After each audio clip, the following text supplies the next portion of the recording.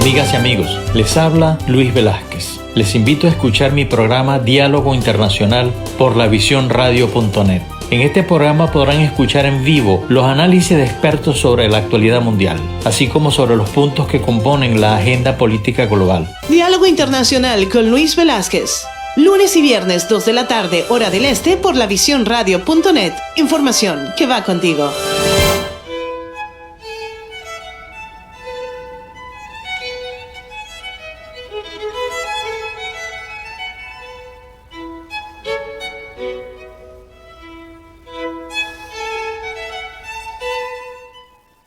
Muy buenas tardes, amigas y amigos de lavisiónradio.net. Les habla Luis Velázquez. Encantado de estar una vez más con ustedes en esta nueva edición de Diálogo Internacional. Hoy conversaremos con una persona bien importante, bien interesante, a mi modo de ver, que es la periodista Sebastiana Barraez, periodista muy importante de Venezuela. Es una profesional que ha tenido muchos problemas con la dictadura de Maduro. Es una especialista en los temas militares, conoce al detalle de la situación de las Fuerzas Armadas venezolanas, así como la participación de la guerrilla de la FARC, el ELN, en Venezuela. Bienvenida, Sebastiana. Muchas gracias por haberme hecho el honor de recibirte en mi programa. Encantado de tenerte acá. No te imaginas cuánto. Muchas gracias a ti, Luis, y por supuesto a tu audiencia, a tus oyentes. Gracias por esta oportunidad. Sí. Sebastiana, vivimos muchas crisis en Venezuela, pero hay unas crisis que realmente son difíciles de explicar, sobre todo aquellos que estamos fuera del país. Y es la crisis que se presentó desde hace un mes que tenemos ese problema, la crisis en Apure y en Arauca, que es difícil de entender qué hay detrás de todo eso. Sé que, entre otras cosas, está una ruta de la droga ahí entre manos, pero hay otras cosas que me gustaría que tú nos dijeras, porque el desarrollo de las relaciones entre Colombia y Venezuela continúan siendo muy anormales, continúan siendo muy amenazantes en todo caso. Pero bueno, tú eres la especialista y me gustaría que nos explicaras, que me explicaras a mí y a la audiencia qué es lo que está pasando ahí. Sobre todo que si vemos ese problema tan grave, imagínate tú lo que sucedió ayer en Caracas, que eso es más vergonzoso, más triste y más peligroso, no podría ser.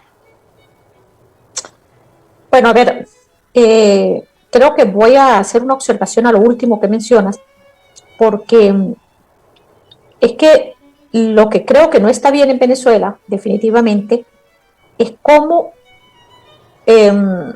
las instituciones se han venido progresivamente deteriorando, despersonalizando, perdiendo su razón de ser. Y lo digo porque lo que puede ocurrir, por ejemplo, con el caso de Coqui, que es este jefe de banda, es que quien debe responder ante ellos en una situación como la que ha ocurrido, que por cierto no es la primera vez, debe ser la policía. Debe ser la policía. Incluso ni siquiera el CICPC. Recordemos que el CICPC es un cuerpo de investigaciones, que la Policía Nacional Bolivariana tiene, entre otros, un cuerpo élite fuertemente armado, supuestamente de los mejores comandos y preparados, como es la Fuerza de Acciones Especiales. Sí. Entonces, ¿por qué no actúa la Fuerza de Acciones Especiales? Y quien aparece en este escenario es el CICPC, que uno no entiende esos desórdenes en lo que a funciones se refiere. Y entonces ahí me voy al Estado Apure.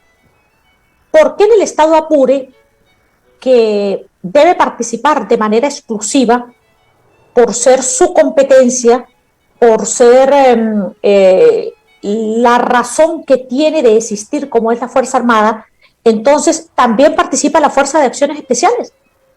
Cuando realmente la policía no tiene nada que hacer, la Policía Nacional, en ese escenario. Bueno, para que un poco los oyentes que no saben lo que ocurre en este ámbito venezolano, Lo que sucede es que sencillamente hay una actuación dependiendo de los grupos y el sector al cual se responda en el país.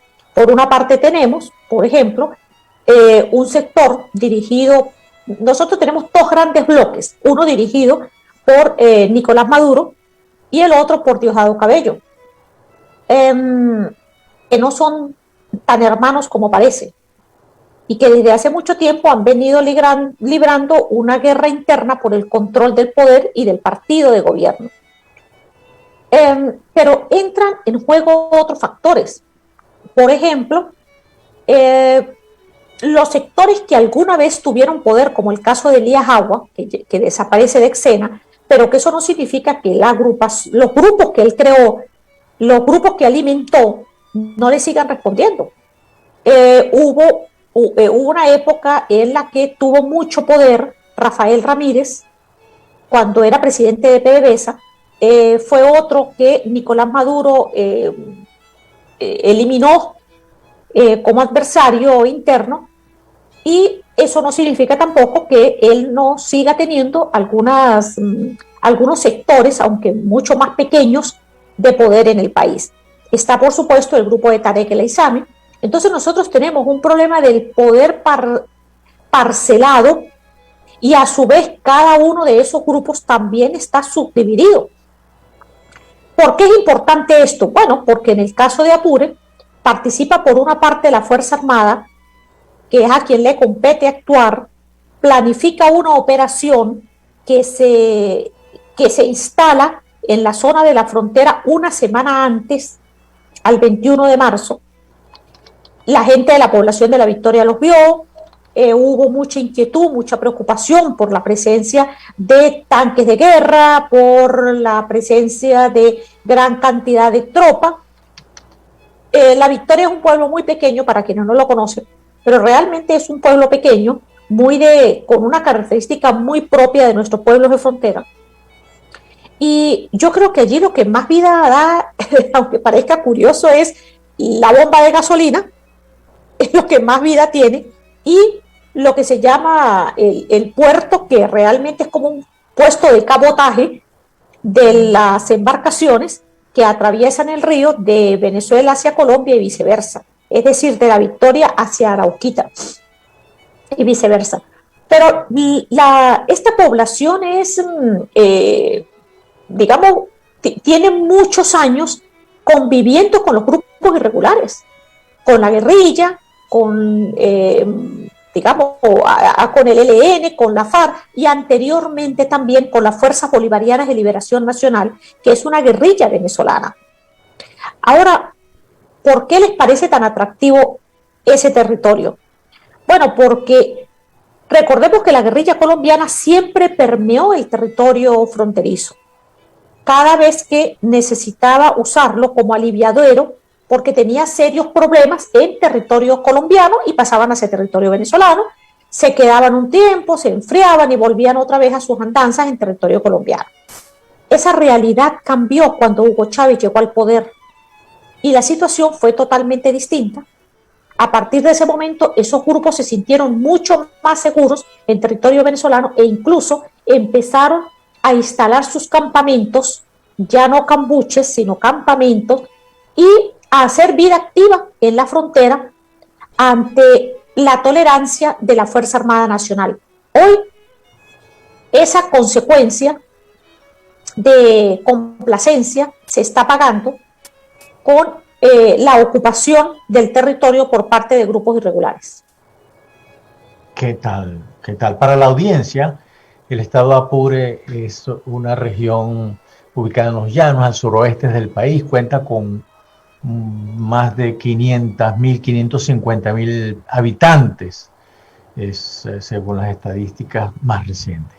Eso es importante, pero fíjate tú, y son comentarios que he escuchado de manos de profesores de universidades acá en Estados Unidos, en Atlanta particularmente, analistas políticos, que ven que todo lo que está sucediendo en esa región tiene que ver incluso como una especie de, vamos a ponernos en términos demasiado coloquiales, es decir, se están mostrando los dientes. Cuando los perros vayan a pelear se muestran los dientes.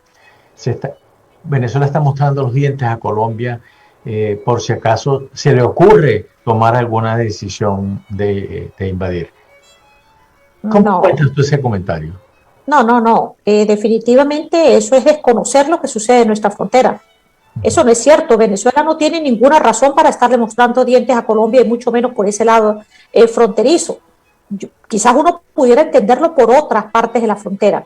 Pero fíjese, quiero explicarles algo en relación con una característica muy particular que tiene el estado Apure. Es un estado sumamente amplio, sobre todo extenso. Tiene, porque es un estado alargado, digamos, diciéndolo así, horizontalmente es un estado muy alargado, y ocupa gran parte de nuestra frontera con Colombia. Por otra parte, tiene la particularidad de tener muchos afluentes, muchos ríos, quebradas, pero incluso tiene ríos navegables. Y ese es un detalle que no precisamente es característico de otra zona fronteriza del país. Tiene diferentes ríos, no solamente el caso del Arauca, de los ríos que vienen aguas arriba de Colombia, sino que es que además el estado Apure tiene una particularidad. Tiene una parte que comunica por vía montañosa, a pesar de ser un estado de los llanos, que viene desde lo que se llama el páramo del Tamá, que pertenece a la cordillera de los Andes. Y por esa vía usted puede llegar al estado Apure. Yo lo he recorrido y de verdad que es así como, bueno, de esas cosas extrañas entre el frío que hace en la zona montañosa de Táchira, el páramo del Tamá, para desembocar en el calor infernal que hace en el Apure, ¿no? Ese estado tiene muchas particularidades que hace atractivo dos cosas, principalmente para el narcotráfico y el contrabando, que es que precisamente esa característica de tener ríos navegables y de ríos que además están como frente a la otra población muy cercana, por ejemplo el Nula Saravena, la Victoria Arauquita, el Amparo Arauca, ha colocado como un caldo de cultivo precisamente para el florecimiento de las rutas del narcotráfico, para que las aeronaves puedan aterrizar, porque recordemos que gran parte de este territorio tiene muchos hatos grandísimos, de grandes extensiones de tierra, donde se construyen fácilmente pistas de aterrizaje, donde hay muy poca población, y bueno, donde hay grupos armados que han encontrado fácilmente el asentamiento en territorio venezolano. Ahora, ¿por qué no tiene ninguna razón creer que el Estado venezolano y sobre todo la Fuerza Armada esté mostrándole los dientes a Colombia? Bueno, porque es que entre otras cosas, la verdad es que la Fuerza Armada no está en su mejor momento. La Fuerza Armada atraviesa por un problema grave, no solamente por razones económicas, sino por un altísimo número de desertores que han abandonado la institución armada. La institución se ha visto obligada a tener que sacar promociones sin la preparación adecuada, sin digamos, los términos que exige, que tradicionalmente se exigía para el egreso de una promoción. Okay. Muchas veces los preparan en muy corto tiempo y los sacan a la calle. Entonces, la Fuerza Armada no está precisamente en su mejor momento, aun cuando, ojo, nosotros tenemos un poderoso armamento en Venezuela, eso es cierto, pero no como para enfrentarse a Colombia. Sebastiana, vamos a una primera pausa y ya regresamos.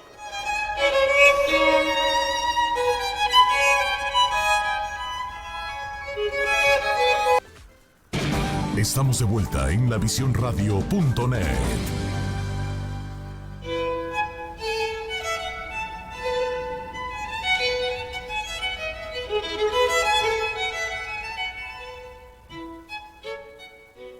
Estamos de regreso en Diálogo Internacional. Estamos conversando con la periodista Sebastiana Barraez.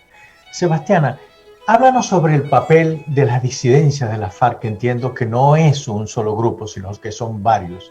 ¿Cuál es el papel que juegan dentro de todo esto? Mira, las disidencias de la FARC son muchas. Colombia tiene contabilizadas como 26, si mal no recuerdo.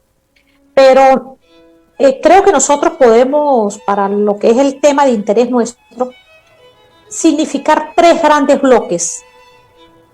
Inicialmente dos, es decir, los que firmaron el acuerdo de paz y los que decidieron no firmarlo. En el primer bloque estaba alias Timochenko, Iván Márquez, Jesús Santrich y otros. En el de las disidencias estaban alias Mordisco, pero principalmente Gentil Duarte, que es el que más aglutina a los disidentes, el que más ha tomado fuerza en las disidencias. El problema para nosotros empieza cuando la FARC de Timochenko se divide y Jesús Santrich e Iván Márquez deciden crear la segunda Marquetalia.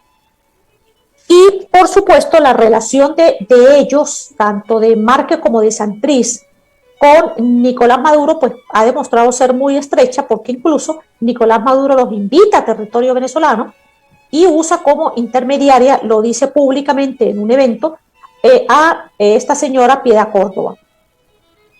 ¿Por qué para nosotros es un problema? Bueno, porque resulta que los que funcionan en Venezuela y en la frontera es la disidencia de la FARC, ya no la de Timochenko, que se quedó allá en Bogotá. Y el grupo que siempre siguió funcionando, que fue el de alias Gentil Duarte, se quedó en la frontera, tomó mayor poder y siguió conservando los espacios que la FARC tenía ocupados.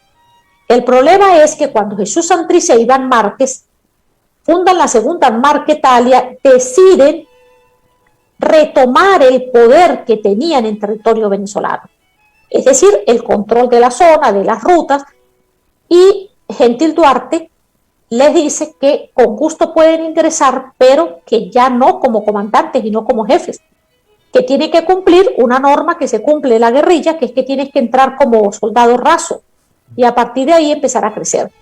Ese enfrentamiento entre ellos dos hizo que Iván Márquez y Jesús Santrich buscaran el apoyo y el cobijo de Nicolás Maduro. Hace aproximadamente 2 años, cuando detuvieron a alias Lucas, que era un comandante de la zona del Orza, en ese momento me llamó muchísimo la atención porque habían detenido, era la primera vez que ocurría, así casi de manera espontánea, a un guerrillero que vivía a unos metros de la Plaza Bolívar del pueblo de Orza. Además, todo el mundo lo reconocía, todo el mundo sabía que era el jefe de la FARC. ¡Qué bárbaro! Y además, él tenía un comandante en la zona rural llamado alias Ismael. Y este alias Ismael incluso se había dedicado, ante la crisis que hay de las escuelas en Venezuela, estoy hablando antes de que reventara lo de la pandemia, el tipo se había dedicado a arreglar unas escuelas para iniciar el año escolar 2019-2020. Y arregló unas escuelas de la zona rural, tenía muy buena relación con los docentes, o sea que hasta ese momento todo funcionaba bien con la FARC, y ante eso ni el Ministerio de Educación, ni la Fuerza Armada de la zona, nadie se le daba prurito porque esta organización estaba funcionando ahí. Por eso fue sorpresivo cuando detienen a alias Lucas con la excusa de que se habían robado un armamento de una instalación militar. Lo detienen junto con 15 guerrilleros de su grupo y los envían a la cárcel de Santana en el estado Táchira.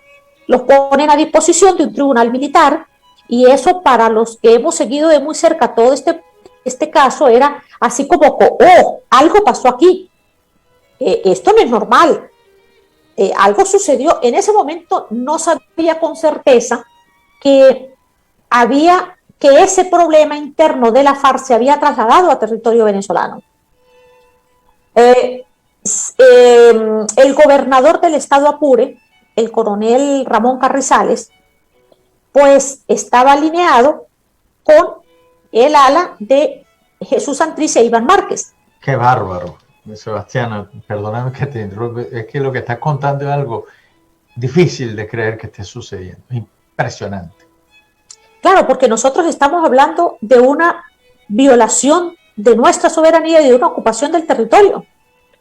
Y no es posible que nosotros estemos enfrentando un problema que realmente no debería ser nuestro, que ese es un problema que debería estar en territorio colombiano y no en venezolano. Así es. Ahora, ¿por qué lo de Apure? ¿Por qué hice la mención de lo que había sucedido en esta división de la guerrilla?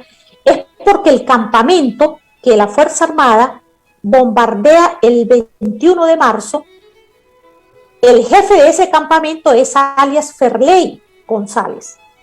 Y Ferley es parte del grupo de Gentil Duarte.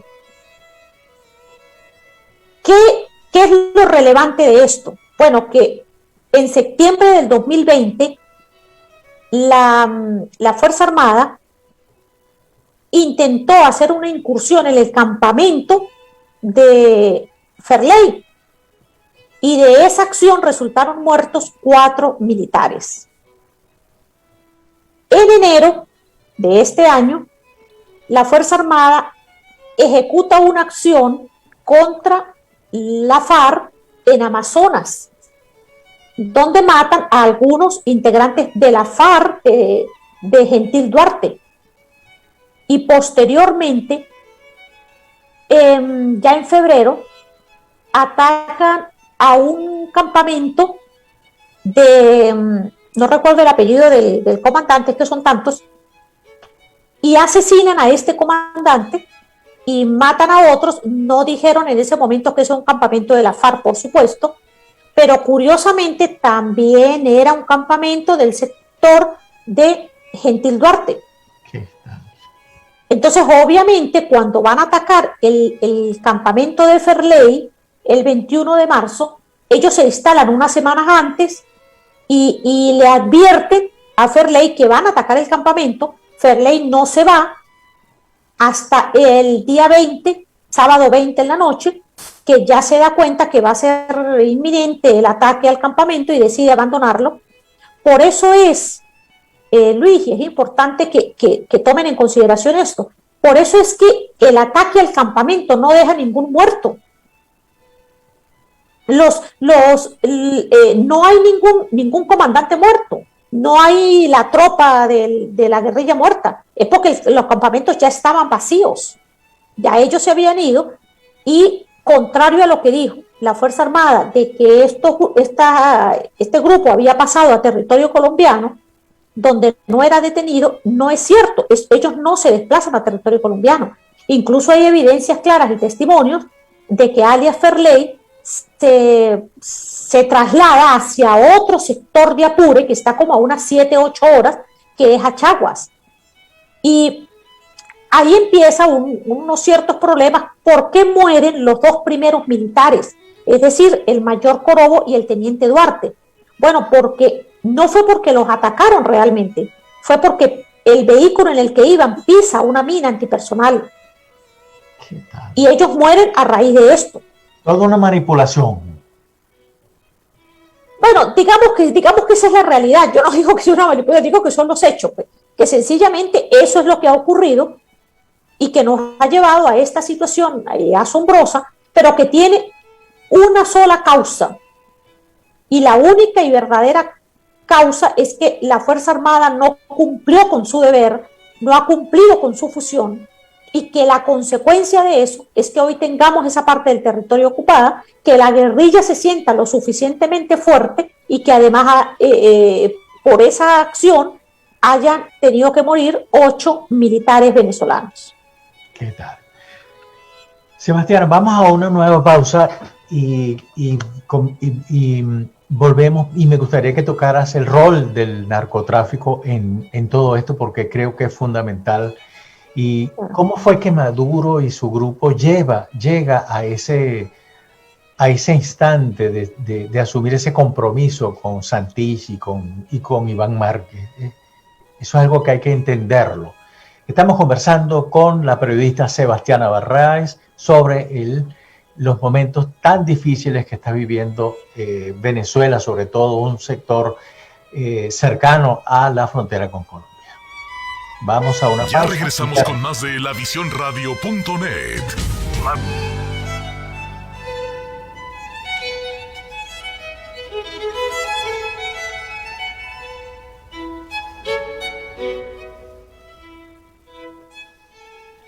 Estamos de regreso en Diálogo Internacional. Estamos conversando con la periodista Sebastiana Barraez. Sebastiana, antes de irnos al corte, te manifesté dos inquietudes, pero me gustaría que comenzáramos por la primera, es decir, ¿cómo es que Maduro, qué le da a la guerrilla a Maduro? ¿Qué le da Santrich y Iván Márquez a Maduro en cuanto a la estabilidad del proceso que está llevando a cabo? Mira, yo no creo que realmente en estos momentos Santrich e Iván Márquez puedan darle algo a Maduro. Yo creo que hay una relación de vieja data en la que ha influido sin duda la relación de estos grupos con Cuba y creo que buscar solidaridad entre los adversarios del gobierno colombiano y específicamente los adversarios de Iván Duque, de Álvaro Uribe, especialmente. Creo que ahí no hay mayor cosa, empezando porque recordemos que la guerrilla colombiana, específicamente la FARC, ya no es la FARC de antes, ya no tiene ese poderío, esa es una organización desmantelada realmente. Actúan estos grupos de las disidencias porque mantienen control sobre algunos sectores. El caso, por ejemplo, de Gentil Duarte lo mantiene más que todo en la frontera, tanto de Colombia como de Venezuela, pero no son grupos realmente poderosos, dejaron de serlo. Quizás la mayor motivación que tienen es el narcotráfico. Recordemos que la guerrilla empezó a sobrevivir en los últimos años, ya desde hace rato, por la custodia de los cultivos de la droga en Colombia y posteriormente porque han tomado participación activa en el narcotráfico y sin duda que las rutas de Venezuela para el paso de la droga pues le son sumamente atractivos. Y encontraron además como aliciente la participación de varios funcionarios militares en estas acciones, lo que les abre todavía más las puertas y obviamente que le arroja mayores ganancias porque hay mayor seguridad. Maduro tiene en estos momentos un compromiso distinto. Si me hicieras la pregunta en ese aspecto, pues la respuesta sería otra, con el Ejército de Liberación Nacional. El Ejército de Liberación Nacional sí le garantiza a Maduro algunas cosas que para él son importantes. Por ejemplo, el control de las minas de oro, del arco minero, que para Maduro era necesario tomarlas, y lo hicieron. Recordemos que las minas de oro, gran parte de esas minas, las que no controlaba Ferrominera, las tenía y estaban bajo el control de unas organizaciones que se hacían llamar los sindicatos, que eran bandas delictivas muy poderosas, armadas, muchas de ellas extranjeras, sanguinarias, brutalmente, y eso le garantizaba un gran beneficio a esas organizaciones, pero realmente no era que el gobierno participara en eso para nada. ¿Qué es lo que hace Nicolás Maduro? Obviamente que por los compromisos que había adquirido Venezuela con Rusia y que ellos adquieren con algunos otros países, entre esos Cuba, pues necesitaban tomar las minas de oro, la explotación del oro, y para eso le abren la puerta al Ejército de Liberación Nacional, que es una guerrilla mucho más pequeña, con menos fuerza, estrategia, entrenamiento operativo que la FARC, pero que no tiene ese dilema interno de división fratricida como tiene la FARC. Y en efecto, el ELN ha logrado no solamente instalarse más cómodamente en Venezuela, no solamente en el caso del arco minero, sino en todo lo que es el sur del lago, la zona norte del Táchira y todo lo que da de la parte del Táchira quizás más importante, como es la frontera de Táchira con el norte de Santander. Es decir, en estos momentos el ELN controla no solamente algunos pueblos de Táchira, algunas zonas rurales, sino que además tiene amplio control de todo lo que es la frontera más viva de América Latina, que la integra San Antonio y Ureña con el norte de Santander. Qué bárbaro, Sebastiana. Es decir, que el país se nos convirtió en un rollo tan inmanejable prácticamente. Sí. Entonces, a la hora de que, incluso a la hora de que la misma oposición decida tomar acciones, decida asumir el poder, va a encontrarse principalmente con ese problema. Claro, y es que yo creo que se va a encontrar con un problema adicional, que es que la oposición tampoco nunca se interesó por este tema. Y eso yo lo puedo decir con absoluto conocimiento de causa. Nosotros tenemos muchos años señalando lo que ha venido ocurriendo. Yo creo que yo ya no recuerdo cuántos miles de artículos he hecho sobre lo que sucedía en la frontera de manera puntual. Nunca hubo interés por ningún sector de la oposición, nunca, pero es que ni siquiera por los diputados de la frontera, porque parecía ser que ese problema no era nuestro, parecía ser que ese problema al final se iba a resolver solo y que sencillamente los grupos guerrilleros se iban a ir una vez que hubiese un gobierno distinto en el poder, pero eso no es cierto. Los grupos guerrilleros han convivido desde hace muchos años de la llegada de Hugo Chávez al poder, con la diferencia de que ahora son muy poderosos, de que ahora tienen control de territorio, que tienen armamento, incluso armamento también poderoso, como ese que destruyó un vehículo blindado ruso, donde murieron 2 militares.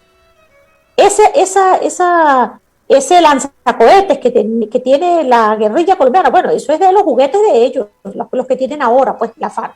Pero sí, el ELN se ha adquirido material importante, equipo, armamento importante, y esa guerrilla además ha crecido a la sombra de tener militantes, integrantes o combatientes venezolanos. Incluso, Luis, da vergüenza decirlo, pero el ELN ha logrado captar, aprovechándose de la crisis en Venezuela, a grupos indígenas como los Pemones, para que integraran su guerrilla y que los tienen ubicados en alcabalas. De esto hay testimonios clarísimos de algunos diputados sobre la presencia de esos Pemones integrando el Ejército de Liberación Nacional en el Estado Bolívar. Qué bárbaro, qué bárbaro. Y sin hablar de que esos grupos están participando en la toma de decisiones en el país, en la toma de decisiones importantes. Claro, porque tienen con qué negociar. Por eso es que la situación del ELN, por ejemplo, es totalmente distinta a la de la FARC. La FARC en este momento podría ser más bien un bacalao para Nicolás Maduro, pero el ELN no. El ELN es un aliado en estos momentos importantes para los fines y los objetivos que Nicolás Maduro tiene con relación al poder y al control del país en Venezuela. Qué bárbaro. Y ahora, Sebastiana, quisiera que nos hablaras acerca del papel del narcotráfico, el papel de esa ruta tan importante que considera la guerrilla para el traslado de la droga. Mira, Luis, te voy a confesar algo. Hace como 20 años, cuando recién Chávez estaba llegando al poder, el Comando Unificado de la Fuerza Armada, que es hoy el Comando Estratégico Operacional CEOFAN, yo recuerdo, nosotros nos presentamos al CUFAN, ante el jefe del CUFAN, a presentarles una ruta que en ese momento no entendíamos y no sabíamos qué era, de ocupación de fincas entre Táchira y Barinas. Y nos llamaba mucho la atención porque por casualidad, colocando los nombres de las fincas, indicándolas con chinches, resulta que sorpresivamente nos dimos cuenta en el mapa que eso hacía una ruta que no sabíamos para qué era y pensábamos que tenía algo que ver solamente con grupos guerrilleros. Nosotros nos fuimos junto con varios propietarios de pequeñas fincas al CUFAN, y el general, el jefe del CUFAN que nos atendió, se mostró muy sorprendido cuando le contamos, además porque estaban todos los documentos, de cómo se estaba gestando la expropiación de esas fincas, permitiendo las invasiones, y después se las daban a determinadas personas. Bueno, una de las cosas que en aquel momento logré averiguar es que los grupos narcotraficantes no la tenían muy fácil en las zonas de nuestra frontera, sobre todo en la frontera tanto de Zulia como de Táchira, e incluso Apure, porque había un factor que le era más atractivo a la gente de esas zonas, como era el contrabando de combustible. Como el contrabando de combustible generaba muy buenas ganancias y el riesgo desde el punto de vista legal era menor, porque cuando te detenían pues no había una pena, y además si acaso le quitaban el vehículo, que muchas veces eran vehículos viejos y demás, ¿no?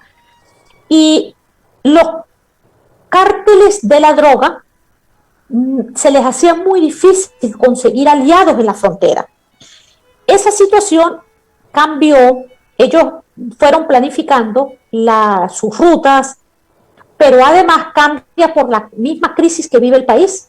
A medida que pasa el tiempo, la situación económica hace que mucha gente de las zonas fronterizas y otros que empezaron a venir desde el centro del país e incluso de Oriente, se venían hasta la frontera y encontraron estos grupos narcotraficantes un ejército importante para comprar y para usar en estas actividades.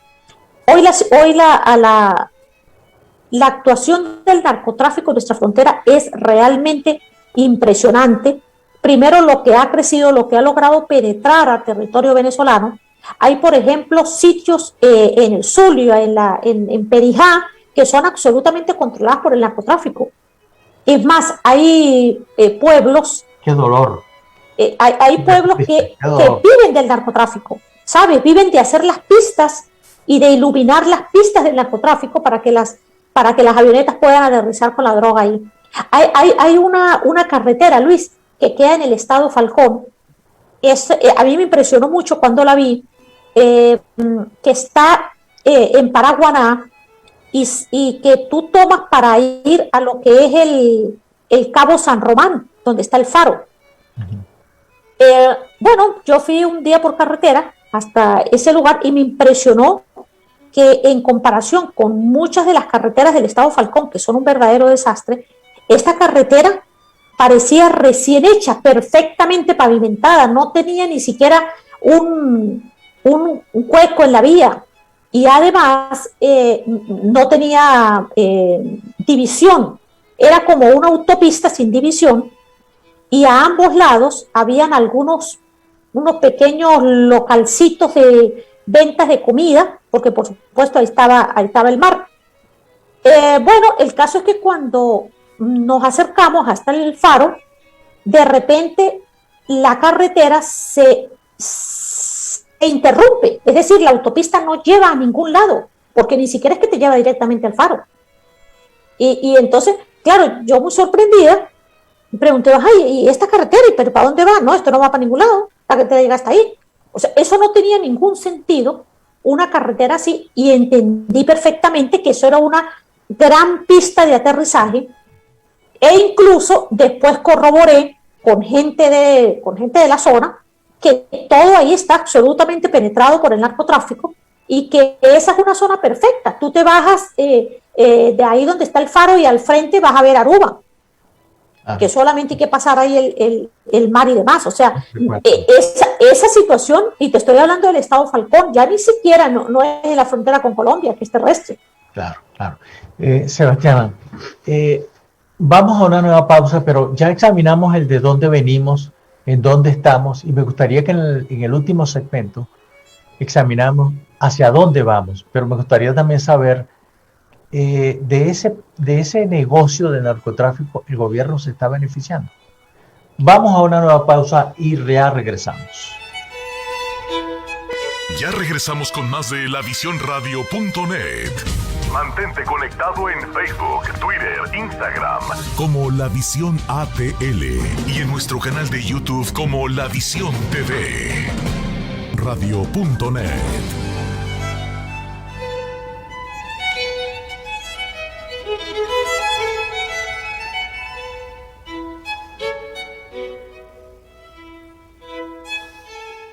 Estamos de regreso en Diálogo Internacional. Estamos conversando con la periodista Sebastiana Barrera.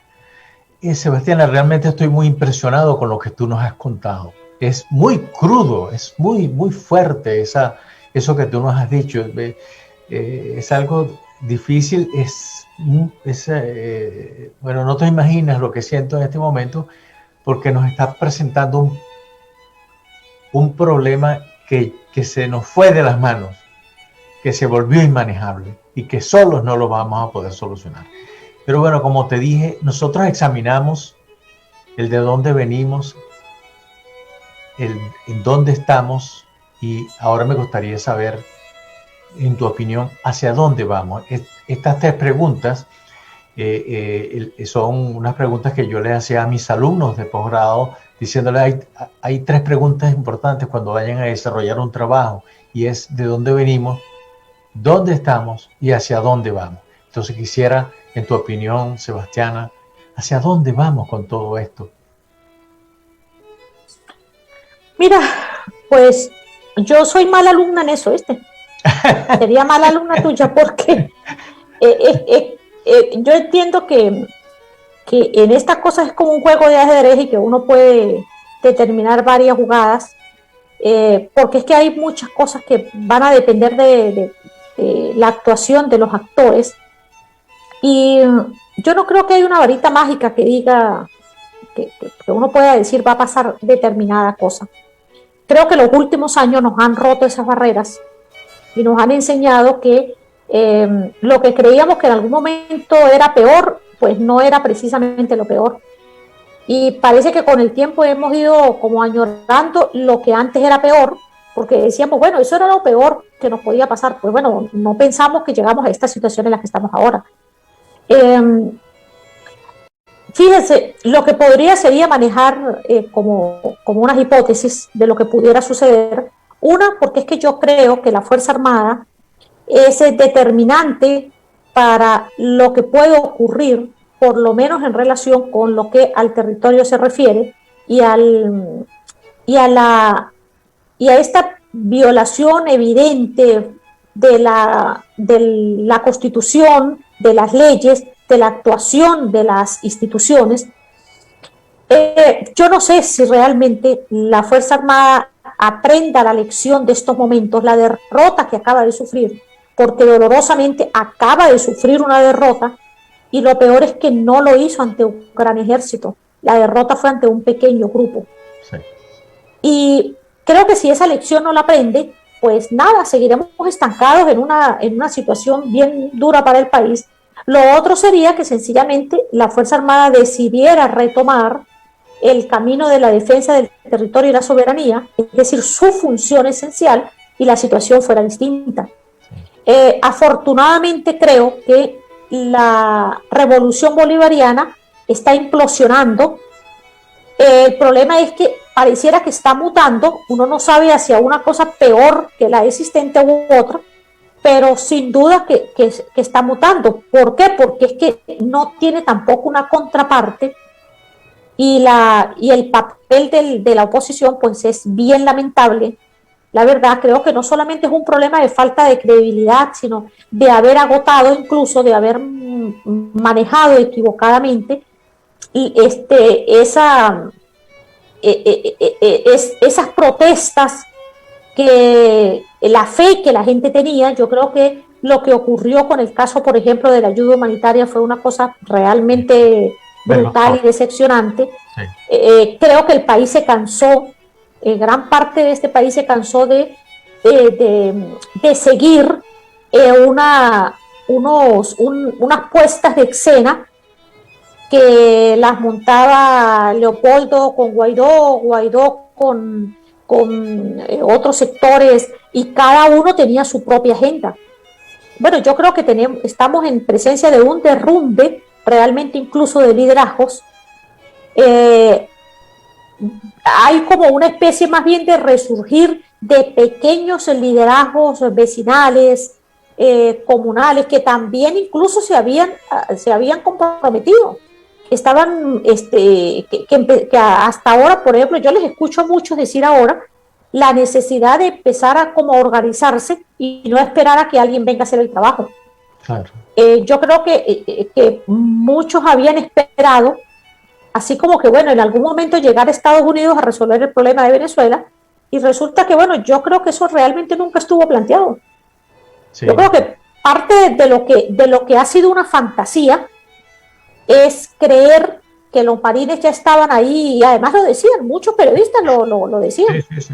Que estaban ahí mismo ya, en las costas, y que ya iban a entrar. Sí, eso no estuvo nunca planteado. Tienes absolutamente toda la razón, y lo vergonzoso fue que líderes políticos venezolanos se montaron en esa ola creyendo que efectivamente el presidente Trump había dado o iba a dar en cualquier momento la orden de que los marines desembarcaran en Venezuela. Sí, bueno, yo creo que eso lo que demuestra, Luis, es un desconocimiento incluso de algunos hechos históricos. Yo creo que uno tiene que entender que por algo Estados Unidos es el imperio. Sí. Y no es precisamente por tenerle lástima a los países que están pasando hambre y que están en una situación mala, sino en la medida en la que pueden obtener beneficios según sus intereses. Mientras sus intereses no estén realmente comprometidos, pues no actúan. Ahora, déjeme decir un secreto. Yo creo que Estados Unidos cometió un error. Y el gran error que cometió es que no se dio cuenta lo que se estaba haciendo en Venezuela. El problema de Venezuela no es, el verdadero problema no es ideológico, ni siquiera son las guerrillas. El problema real en Venezuela es la utilización de Venezuela como una base de grupos terroristas que no hacen ruido, que se mantienen en silencio, pero que de alguna manera es importante ver el avance, por ejemplo, de los grupos iraníes en el país. Y resulta que eso no solamente es que es un problema para los venezolanos, es que amenaza el continente, y el continente no quiso tomar atención en su momento, y mire dónde va el problema, bastante avanzadito, ¿sabes? Sí, sí. Ahora, dime una cosa, y volviendo al tema de la droga, pero el gobierno se está beneficiando de ese tráfico de droga que está abriendo por esa ruta. Tú sabes que yo no creo que hasta ahora el gobierno como gobierno, que sea una política de Estado, el narcotráfico. Creo que se han beneficiado una cantidad de dirigentes políticos y militares, lo que no quiere decir que el partido de gobierno, por ser partido de gobierno, sea un partido narcotraficante. Claro. Y tampoco voy a decir que la Fuerza Armada, como muchos pregonan, además de manera muy equivocada, le hable de que es que la Fuerza Armada es un cártel de los soles, donde funcionan una cantidad de generales, porque eso tampoco es cierto. El hecho de que haya funcionarios militares implicados, complicados, comprometidos con el narcotráfico es una realidad, pero no es institucional. La verdad es que no es así, por lo menos no ahora, no sé en el futuro, pero por lo menos ahora no es así.